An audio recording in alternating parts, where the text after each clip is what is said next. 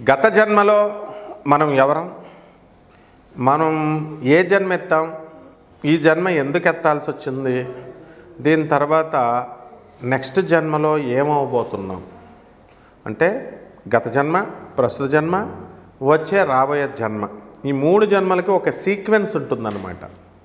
ఆ సీక్వెన్స్ని తెలుసుకోవడానికి మనకి మహర్షులు, ఋషులు అందరూ వాడేసుకుంటారు. ఏది చెప్పినా వేదాల ఋషులు, మహర్షులు అని చెప్పుకుంటారు. కానీ నిజంగానే మన మహర్షుల విజ్ఞానాన్ని మనం ఏదో మన స్వార్థపూరితంగా ఉపయోగించుకోకూడదు. ఋషులు అన్నవాళ్ళు ఖచ్చితంగా దిశానిర్దేశం చేశారు. మనకి ఈ సృష్టి ప్రారంభం నుంచి జీవి అనేటటువంటి వాడు పుట్టాడు. అప్పుడు డిసైడ్ అయిపోయిందనమాట, ఎన్ని వేల మంది సృష్టించాడు. చెట్టు పుట్ట ఇవన్నీ కూడా ఒక్కసారి ఆరంభమైన తర్వాత బ్రహ్మదేవుడు 3 రోజుల్లో సృష్టించేశాడు. బ్రహ్మదేవుడు ఏం చేశాడండి, ఫస్ట్ వినాయకుడిని ప్రార్థించకుండా ఆయన తన సృష్టి ప్రారంభించేశాడు. వినాయకుడు ఎప్పుడైతే అడ్డంకులు వచ్చేస్తున్నాయి, బ్రహ్మదేవుడు స్థాయిలో వాడికే ఏం చేయాలో అర్థం కాక అప్పుడు ఓహో నాకంటే గొప్పడు మహాగణాధిపతి ఉన్నాడు, విఘ్నాలకు అధిపతిని అప్పుడు ఆయన ప్రార్థిస్తే అప్పుడు వినాయకుడు ఆ విశేష జ్ఞానాన్ని బ్రహ్మదేవుడికి అందించాడు. అప్పటి నుంచి ఇంకా సృష్టి మొదలైంది. మరి అప్పుడు సృష్టించేసిన తర్వాత ఏమైందంటే సత్యలోకం వచ్చింది, తర్వాత త్రేతాయుగం, తర్వాత సత్యయుగం, త్రేతాయుగం, ద్వాపరయుగం, కృష్ణుడి కాలం, తర్వాత కలియుగానికి వచ్చింది. ఆర్డర్ ఉంది. అంతేగాని కొత్తగా చాలామంది ఈ మధ్యకాలంలో వీడియోస్ మన మిత్రులు అనుకోండి, కానీ వాళ్ళని క్రిటిసైజ్ చేయడం కాదు, కానీ ఫిలాసఫీని తప్పు చెప్తే నేను ఖచ్చితంగా కరెక్ట్ చేయాల్సిన అవసరం ఉంది.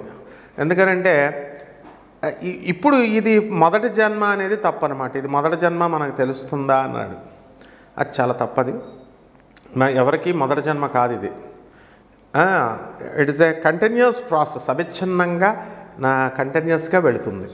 సో ఇలాంటి ఈ సృష్టిలో మనకి కొన్ని సంకేతాలు అందుతాయి. ఏమిటంటే మనము ఒక రోడ్డు మీద మనం మనుషులు కనబడతారు, కనబడినప్పుడు ఏమంటే మిమ్మల్ని ఎక్కడో చూసినట్టుందండి అంటాడు కదా. అలాగే ట్రైన్లో వెళ్తుంటాం, బస్సుల్లో వెళ్తుంటాం, ప్రయాణికులు ఏమన్నా మిమ్మల్ని ఎక్కడో చూసినట్టుందనో, లేకపోతే ఒక వ్యక్తిని చూసినప్పుడు మనకి ఆప్యాయత కలుగుతుంది వాళ్ళ మీద. ఒకరిని చూస్తేనేమో కొట్టాలనిపిస్తుంది. అందుకే సామెత ఏమొచ్చింది, ఒకరిని చూస్తే పెట్టాలనిపిస్తుంది, ఒకరిని చూస్తే తిట్టాలనిపిస్తుంది అని చెప్తావు. ఎందుకనంటే అది పూర్వజన్మ లింక్. నాకు ఎంతోమందిని చూశాను నేను. ఇప్పుడు జ్యోతిష్కులు బోల్డ్ మంది ఉంటారు కదా, మరి ఎవరి కస్టమర్స్ వాళ్ళకే చేస్తారు. విచిత్రం చూడండి, కిరాణా షాపులు 2 ఉంటాయి ఒక వీధిలో. ఫస్ట్ కస్టమర్కి ఆయనకి పూర్వజన్మలో రుణపడిన వాళ్ళు మాత్రమే ఆయన దగ్గరికి వెళ్తారు. ఇక రెండో షాపు ఉన్నవాడికి ఈయన పూర్వజన్మలో ఈయనకి రుణం ఉన్నవాళ్ళు, ఈయన తినేసింది ఈయన దగ్గర వాళ్ళ రుణమో, వాళ్ళ దగ్గర ఈయన రుణమో వాళ్ళు మాత్రమే వెళ్తారు. ఇది తెలియనటువంటి సూక్ష్మ రహస్యం తెలియనటువంటి వాళ్ళందరూ ఏమనుకుంటారంటే, ఏమండి గురుగారు ఆయన షాప్కి తెగొచ్చేస్తున్నారు, ముందు మేము పెట్టాం, మాది డౌన్ అయిపోయి వాళ్ళ దగ్గరికి వెళ్ళిపోతున్నారు, ఏదైనా యంత్రం ఇవ్వండి అంటారు. మన వాళ్ళు రెడీగా ఉంటారు, మన పంతుళ్ళు రెడీగా వేసేద్దామా అని.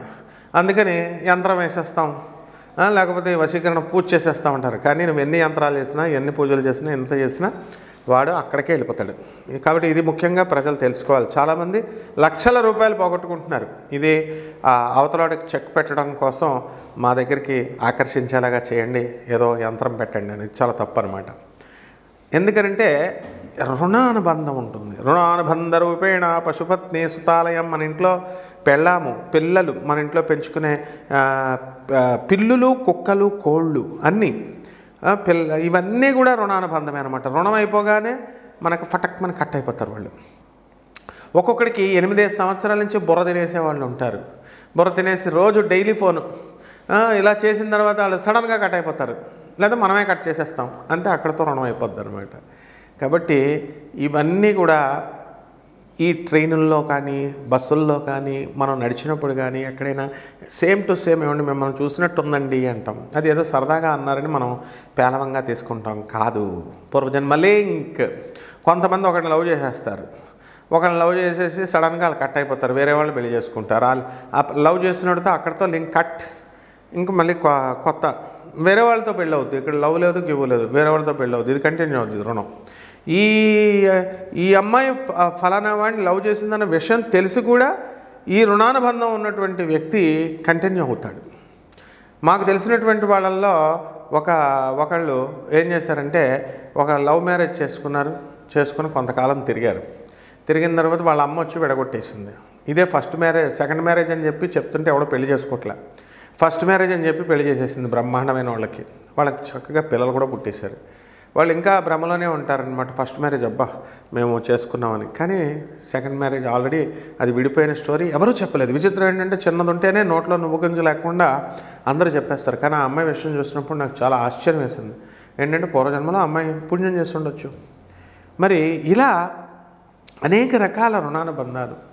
నాకు చిన్నప్పుడు మాది రాజమండ్రి, మరి మేము గవర్నమెంట్ జూనియర్ కాలేజ్లో చదివాం. Railway mixed high school English మీడియంలో 10th క్లాస్ వరకు చదివిన తర్వాత గవర్నమెంట్ జూనియర్ కాలేజ్ రాజమండ్రిలో జూనియర్ ఇంటర్ చేరినప్పుడు నేను చిన్నప్పటి నుంచి కూడా మా ఫ్రెండ్స్తో వెళ్ళినప్పుడు ధవళేశ్వరం ఉంది మాకు దగ్గర.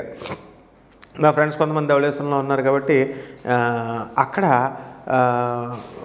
వెళ్ళేవాళ్ళం. కానీ ఈ పార్ట్ ఎగ్జిక్యూటివ్ ఇంజనీర్స్ ఉన్న గవర్నమెంట్ క్వార్టర్స్లోకి వెళ్ళేవాళ్ళం కాదు. నాకు ఎప్పుడూ ఒక కళ వస్తూ ఉండేది, ఒక రామాలయం. ఆ రామాలయం యాజ్ ఇట్ ఈస్గా ఒకలాగే వస్తుంది. ఎన్ని రోజుల నుంచి, ఎన్ని సంవత్సరాల నుంచి, చిన్నప్పటి నుంచి 2వ క్లాసు, 3వ క్లాసు, 4వ క్లాసు, మరి అడ్డగాడిదలాగా ఎదిగిపోయాను 10th క్లాస్ వరకు. అప్పుడు కూడా 10th క్లాస్లో కూడా అదే కళ. ఏమిట్రా ఈ కళ ఎక్కడుంది, ఏదో మామూలుగా వచ్చిందేమోలే అనుకున్నా. కానీ రిపీటెడ్గా సేమ్ ఎందుకు వస్తుంది అని ఆలోచన, ఒక డౌట్ ఉండేది నాకు. తర్వాత మేము గవర్నమెంట్ జూనియర్ కాలేజీలో చేరిన తర్వాత మా క్లాస్మేట్స్ మాధవీలత అని ఒక ఎగ్జిక్యూటివ్ ఇంజనీర్ గారి అమ్మాయిలు ఇద్దరు చేరితే అక్కడ ఏం జరిగింది, వాళ్ళ ఇంటికి మేము వెళ్ళాం. అంకుల్, ఎగ్జిక్యూటివ్ ఇంజనీర్ అంకుల్ మమ్మల్ని తీసుకెళ్తే వాళ్ళ క్వార్టర్స్లో నేను ఆ రామాలయం చూశాను. అయ్యా బాబోయ్, రోజు కళ్ళలోకి వచ్చేటటువంటి ఈ యొక్క దేవాలయం ఇక్కడుందా, ఆశ్చర్యపోయాను నేను. అణువణువు అలాగే ఉందన్నమాట, కళ్ళ వచ్చినట్టు. ఇంకొక ఆవిడ ఉన్నారు, ఆవిడ మరి మార్చార్లో ఉంటారు, రాజలక్ష్మి గారని. ఆవిడకి రోజు ఆమె నాగుపాము కింద అని కళ వస్తూ ఉంటుందట, అనిపిస్తూ ఉంటుందట నాగుపాము అని. తానే పాము అన్నట్టు, తానే ఇదన్నట్టు అలా కళలు రావడం, పాముల కళలు రావడం. ఇవన్నీ ఏంటి గురువుగారు అని అస్తమానం అందరికీ ఫోన్లు చేసి అడుగుద్ది. అమ్మ పూర్వజన్మలో నువ్వు నాగజన్మ అనేది. అలా కొంతమంది గమనించండి, పగబట్టేస్తారు వీళ్ళు ఒక రకం బ్యాచ్. పగబట్టేసి అవతలవాడు తప్పు చేశాను రా మొగుడా, క్షమించరా నాయన అన్నా సరే వీళ్ళు ఇవ్వంటారు, కాటేస్తూనే ఉంటారు. మన పక్కనే ఉంటారు, మనం పెట్టింది తింటారు, మనల్ని కాటేస్తూ ఉంటారు. ఇది నాగుపాములు అనమాట వీళ్ళంతా పూర్వజన్మలో. బుస్ మన కోపం వస్తుంది. కొంతమంది కిళ్ళల్లో పిల్లలు ఇరగొట్టేస్తూ ఉంటారు అన్నీ. రాహుగ్రహాలు, ఛాయాగ్రహాలు, రాహుకేతువులు అసలు లేవంటే వీళ్ళు రాహు పూర్వజన్మ చెప్పేస్తుంది, కేతు కొంతవరకు చెప్పేస్తుంది. చెప్పు మరి కరెక్ట్గా, ఎలా చెప్పుద్దు చెప్పు. ఇవన్నీ కూడా తెలుసుకోవాలి నాయన. కాబట్టి కాల్ చేయండి. 12 రాశుల మీద ఎలా పుడతారో నేను చెప్తాను. వృషభ రాశి. గత జన్మలో ఈ వృషభ రాశి వాళ్ళు ఏం చేస్తారంటే అవతల వాళ్ళ సొమ్ములను దొబ్బేశారు బాగా.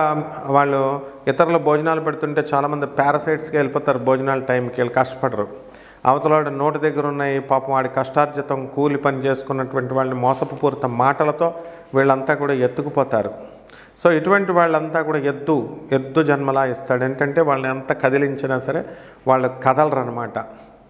కాబట్టి ఇటువంటి వాళ్ళకి ఏంటంటే ఎంత చేసినా సరే మనకి మీద పడతానే ఉంటుంది. ఇప్పుడు రామకృష్ణ నిహాన్ ఉన్నాడు, ఆయన ఒక న్యూమరాలజిస్ట్ లాగా ఉండాలి.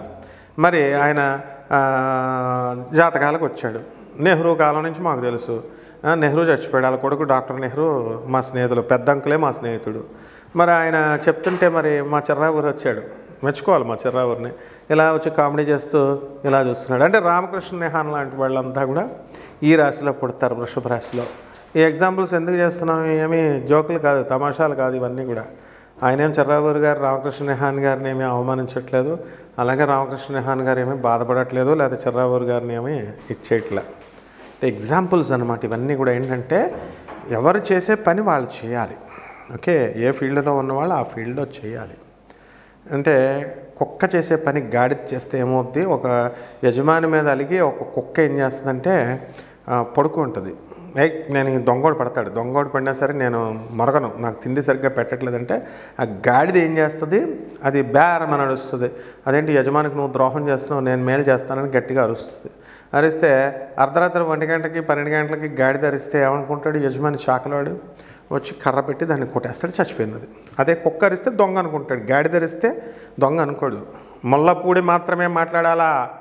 ఎవరు పడితే వాళ్ళు ట్రోలింగ్లు చేసుకోవడం, ఎవరు పడితే వాళ్ళని ఒకళ్ళు చేసుకోవడం అంత తమాషాగా ఉందా? సమాజాన్ని రెనోవేట్ చేసేస్తున్నారా? సమాజాన్ని పునర్నిర్మాణం చేస్తున్నారా? కాబట్టి జాగ్రత్త మరి. అందువలన ఈ యొక్క వృషభ రాశి వాళ్ళంతా కూడా ఏంటంటే ఎద్దు జన్మ, గత జన్మల్లో మిగిలిపోయినటువంటి వాసనలు ఈ జన్మలో పెళ్ళాలని పిల్లల్ని పోషించుకుంటూ ఉండాలి. వీళ్ళు కష్టపడి పెళ్ళిళ్ళు చేస్తారు, రిటైర్ అయిపోతారు. రారా బాబు వృషభ రాశి వాడ. మా ఇంటి పక్కన ఒకడు ఉండేవాడు సింగంకులు, సుందర చైతన్య స్వామి మా గురుదేవులు స్పీచ్లు ఇస్తున్నారు రారా అంటే, నేను రిటైర్ అయిన తర్వాత వస్తాను, ఇప్పుడు జాబ్ బిజీ అన్నాడు, రిటైర్ అయిపోయాడు.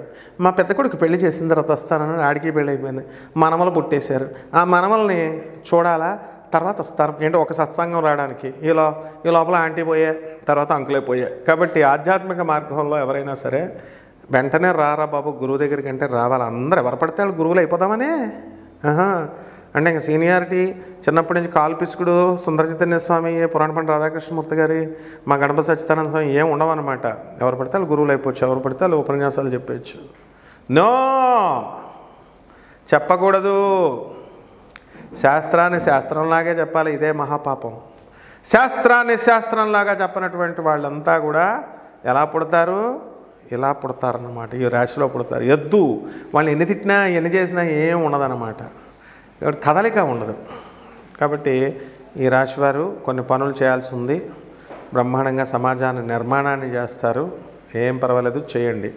ఎవరు చర్రాబురు గారు కానీ రామకృష్ణ నెహాన్ గారు కానీ ఎవరికి వాళ్ళు ఏమనుకోవాలని అవసరం లేదు. ప్రొసీడ్, సమాజ నిర్మాణం చేయండి, మంచి దశగా వెళ్ళండి. శుభమస్తు.